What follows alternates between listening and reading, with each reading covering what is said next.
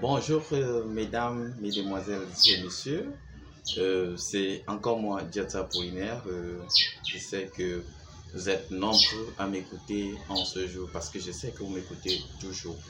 Ça fait déjà un bail que je ne poste plus, c'est parce que je suis un peu occupé en ce moment. Mais vous allez le constater, comme je le dis toujours, pas besoin d'un doctorat, d'un professorat en biologie pour pouvoir parler de biologie. Pas besoin aussi d'un grand laboratoire sophistiqué avec des appareils par-ci, par-là pour pouvoir parler de biologie.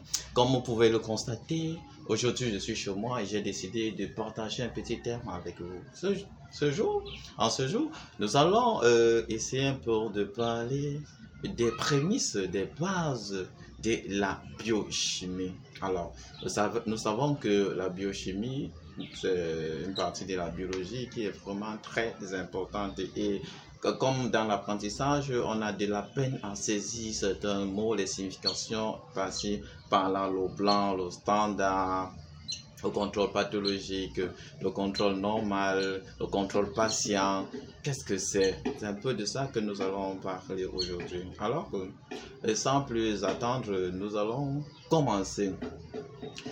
Nous allons savoir qu'en biologie, dans ce qui concerne notre biologie clinique, nous avons deux types de réactions qui sont d'habitude des réactions colorimétriques et des réactions cinétiques. Des réactions colorimétriques un peu comme le glucose par exemple. Le dosage du glucose, c'est une réaction colorimétrique. Vous n'avez que prendre celui-là. Alors que nous allons commencer. C'est quoi un blanc? C'est quoi un blanc? Le blanc, c'est la solution de base, c'est d'abord un réactif. Pourquoi on passe au blanc? On passe au blanc parce que c'est dans cette solution que nous allons faire le dosage. Alors, nous savons que, comme toute solution, le blanc a aussi une densité optique. Alors, on le passe d'abord pour avoir sa densité optique. Après, on va soustraire cette densité optique sur la densité optique du produit pathologique qui est peut-être notre sérum, notre produit à doser. Prenons un exemple. Quand vous allez au marché, vous voulez acheter votre poisson, vous allez d'abord déposer le plateau sur la balance. Après avoir déposé ce plateau sur la balance, vous allez essayer d'annuler cette valeur. Ça vous donne peut-être 2 grammes. On va tarer la balance. C'est un peu ça que c'est le blanc. C'est-à-dire que après avoir taré la balance, maintenant ça prend la valeur 0. Vous mettez votre poisson et puis vous avez la valeur nette. Alors, on passe d'abord le blanc. La machine va prendre d'abord la distance optique du blanc. Ensuite, lorsque nous allons passer notre échantillon, alors la machine va enlever de la valeur totale la DO du blanc. C'est la raison pour laquelle nous allons passer le blanc. J'espère que vous avez compris déjà jusqu'à ce niveau. Maintenant, ensuite, comme d'habitude, on va passer le standard. Le standard, je vais vous rappeler que le standard, on n'est pas obligé de passer le standard à chaque fois. Le standard, il va nous donner un facteur K qui va aider la machine à faire des calculs. En fait, on va dire le standard en termes techniques permet de calibrer la machine. J'espère que dans les prochaines vidéos, je vais plus expliquer un peu ça en long, en large, comme j'ai essayé d'expliquer le blanc parce qu'il ne faut pas que la vidéo soit très longue. Et maintenant, après avoir passé au blanc, nous allons passer ce que nous appelons le contrôle.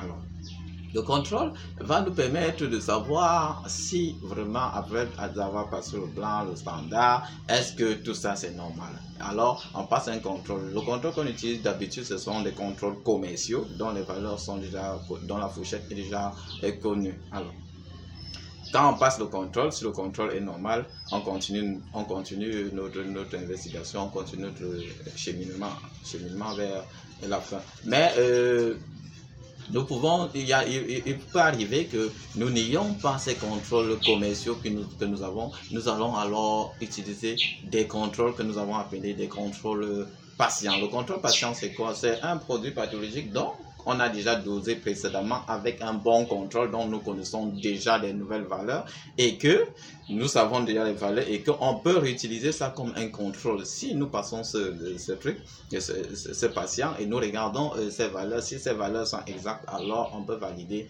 le résultat, le prochain résultat. Nous allons prendre un cas express, il s'agit peut-être d'un NFS. Lorsque nous passons la NFS d'un patient et nous avons des valeurs, nous prenons ce produit que nous gardons soigneusement au frais. Le lendemain, on va repasser pour avoir, si on a presque encore les mêmes valeurs, on va regarder par exemple les plaquettes, les globules blancs, les globules rouges, ainsi de suite. Bon, ça va nous aider. Mais rappelons-nous que ce contrôle ne peut nous servir maximum 2 jours, sinon un jour, ça suffit. Là, c'est ce qu'il fallait préciser.